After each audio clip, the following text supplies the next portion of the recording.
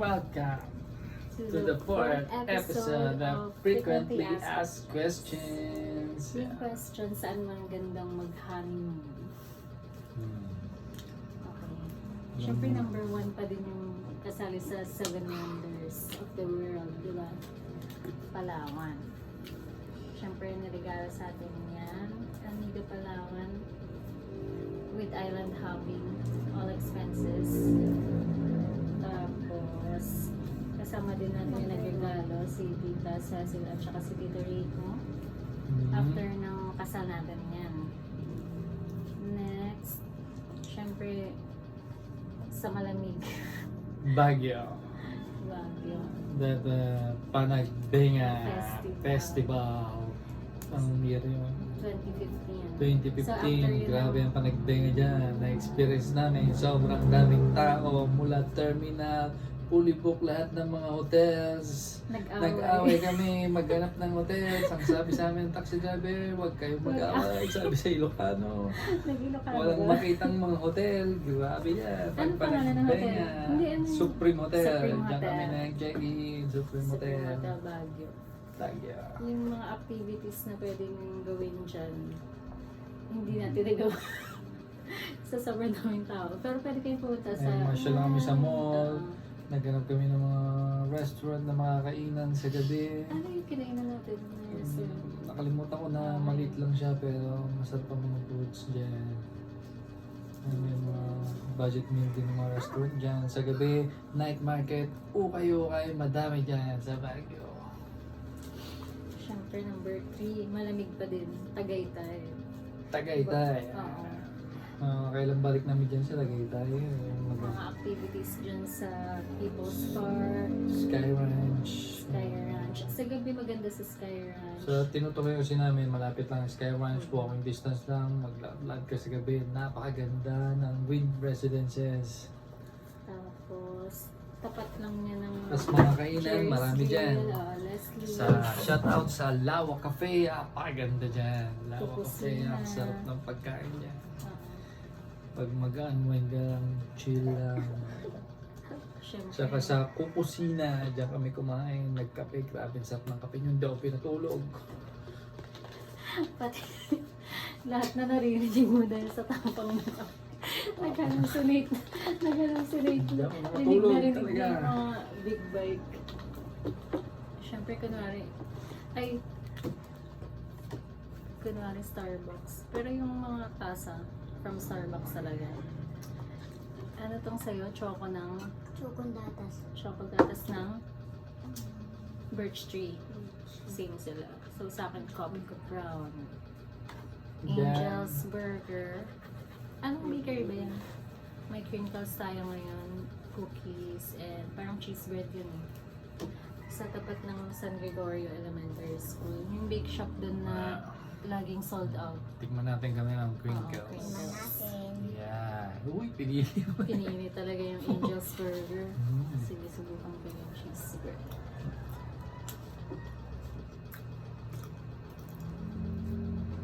Ito na sa akin. Cheers, man.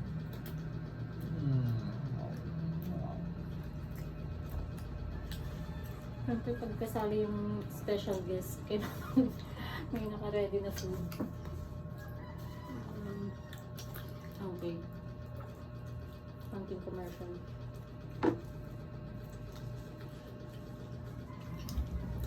Siyempre, number 4, kahit malayo, worth it yung layo. Cheers. Cheers out, cheers. Worth it yung layo. Babalik-balikan mo din ng Ilocos. Ilocos Sur and Ilocos Norte. Norte. Pero mas Ilocos Norte. Marami dyan.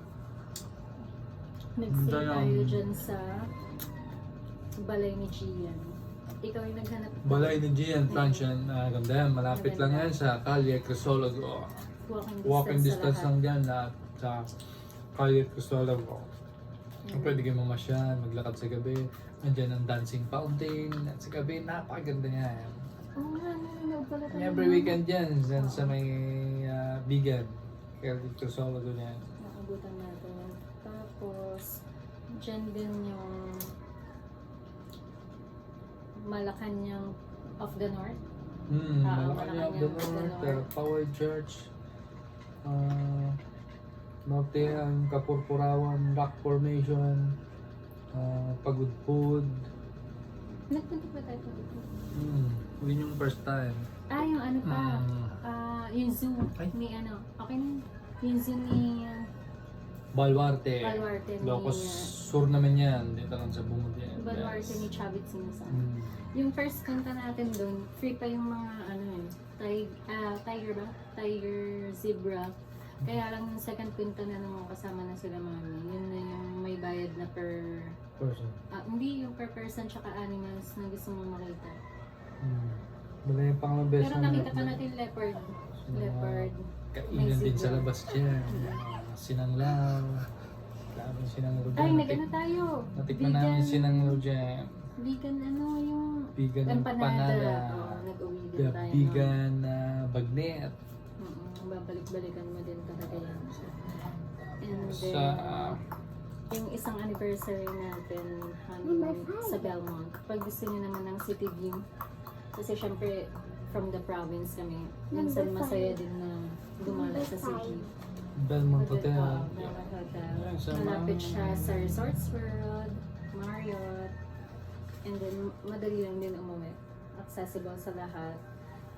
Lalo na pag magsusundo kayo galing sa airport. Kasi dumating din nun si mami. Tapos, syempre, favorite din natin mag-celebrate ng birthday ko at saka birthday ni Jamar sa Conrad. Masarap yung coffee dun eh. Masarap ng coffee dun. And then sa S Mason, nandun yung dessert museum. Tsaka thank you. Maganda din doon. And then, kung gusto niyo naman ng nature dito sa Zambales, marami din kami ma-recommend sa inyo. Isa dyan yung kids school ng Cotomines. Ottomans. Pero we suggest 4x4 yung dalhin. Lalo na kung galing pa kayo malayo. Kasi kami taga Ako nga ng Zambales. service, may mga jeep na For biyahe commuters. papuntang Ottomans. May Sa oras amin. lang. Pero kami sinunod motor. Sobrang Rocky talaga. Literal Sobrang layo na pala. ano lang. Hindi, tsaka literal na Challenge. rocky road. Sobrang laki yung mga bato. Kasi nga dati siyang minahan. Hindi pa, nagpunta kami dyan, hindi pa ganun kasikat yun.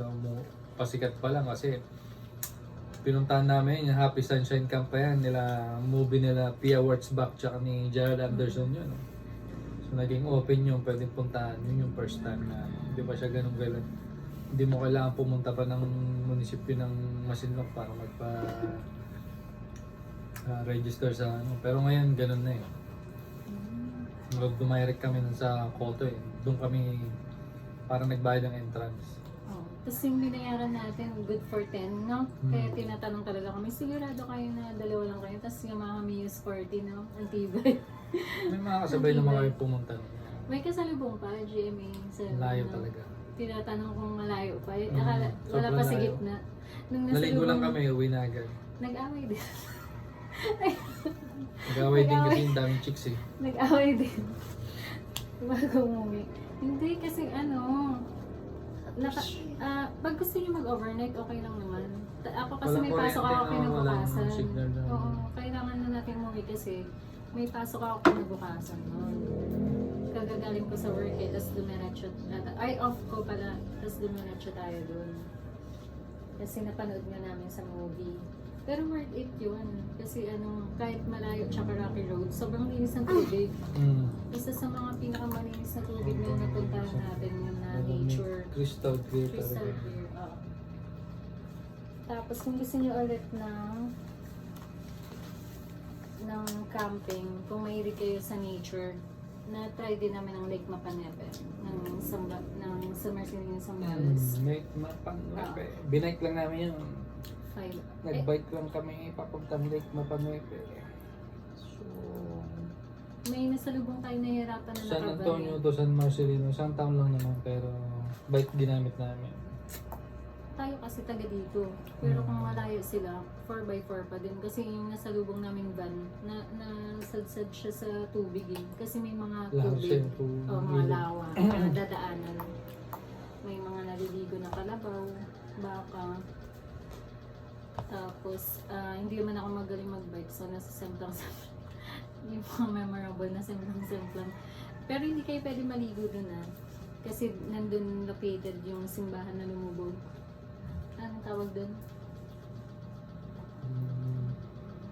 Nakalimutan ko. Basta yung church na Basta lumubog. yung na-feature na din yun sa Jessica Sa may Soho. gitna ng Nasa lake. gitna ng lake yung church. So, parang isang barangay daw ata yung nalubog. Isang barangay ba ang tawag dun? Okay. Sige, Sambales pa din. Bales, pag- andyan ah. Pag gusto nyo pa din ng So, parang nature. Cotamines, andyan ang Bagsit Bagsit River. So, saan yung Bagsit River? Bagsit River is in Palawig, Zambales. Yes, at kasama na namin itong Palayo-layo din yun. Noon naman, Experience nag-overnight na. kami. No signal, cellphones, no power ng kuryente. Napakaganda rin ng tubig, crystal clear. Para din siyang Cotamines. So, pag magpunta kayo doon, Nakakaligo. dalhin nyo lahat. Power supply. Pwede kayo mag-grill. Tent. May mga nire-rent na room kung gusto nila. Pero kasi kung nature yung hanap mo, naka-tent kami overnight. Tapos, Luto lang ng mga nag-grill foods ng mga namin. Namalengke kami sa iba. Sambales. Nakalimutan ko. Kasi nag-dater tayo na nag-break in ng Barako yung kinainan natin sa iba. Palm Tree. Ay ano? Palm Tree Resort Palm natin. Tree Resort. Kung gusto niyo naman sa Meron iba ng sa resort na Sambales. maganda dyan sa dyan, And then, paglabas ng Cotamines, nandun yung The Farm. The Farm. Maganda din yun. Ang gusto ko sa The Farm, pag binin nyo ulit yung The page, Farm Resort. ina-update nila lagi yung resort nila. Marami silang pool eh. May infinity pool sila. Makikita mo yung sea view. Tsaka ang ganda ng sunset. Kasi hapon kami pumunta. Parang ano yung merienda siya na yung tawag doon? Pag yung merienda na namin hanggang dinner, yung food. Kasi yung pala yung kaka-out ko sa work. Tapos dumiretso tayo doon. Kasi anniversary din natin.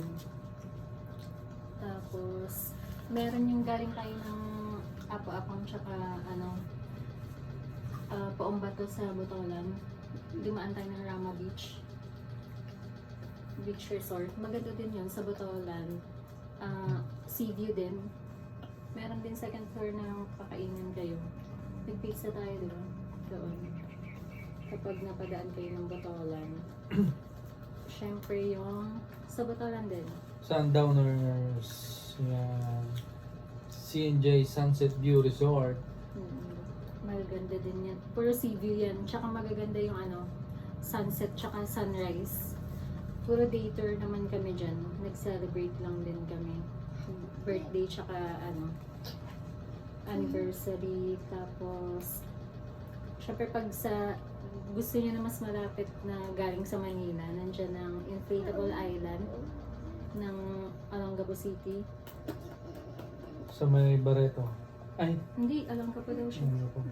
Pag sinerch mo yung yan, sister company ng Desert Museum ng Conrad. Kapag adventurous naman kayo, yun yung magandang puntahan. Next.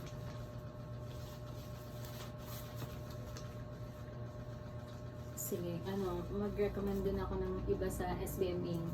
Kung gusto niyo na mas malapit. Nandiyan ang Kamayan Ocean Adventure.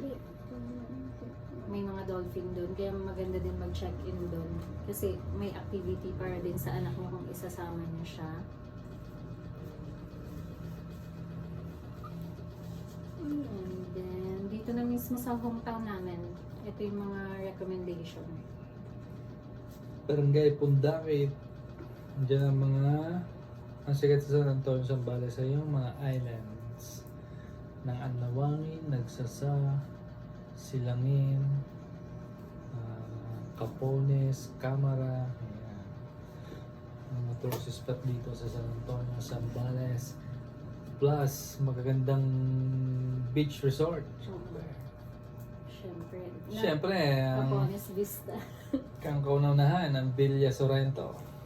Capones Vista. Vista. Yan. The Isa sa mga ganda yan. Sands. The The Sands. Yan. Tapos, pwede kayong mag-tent pitching sa Megans. Mm. Yun yung first camping ba ni Jomar na ano, hindi pa siya sanay mag-camping. Dati yung mga... Yan, pwede kayo dyan. Yun naman yung other recommendation namin kung gusto nyo malapit sa Manila. So, yan. Yan lang ba? Check mo nga kung nasabi na natin lahat. Yeah, yun lang. Actually, marami pa talaga rito sa Zambales. Sa mga Oo. tourist spots. Puntahan nyo na lang ang Zambales. Naka 50. Maghanap-hanap kayo ng mga gandang puntahan. So, ayun. Basta yun yung ano, Tapos na. yun yung mga napuntahan namin na Pero memorable. unahin nyo ang San Antonio, Zambales. Ang mga pinagmamalaking magagandang islands and beach resorts, guys. Okay. Yun lang siguro. Well, yun lang and see you On our on next episode. episode. Bye-bye, guys.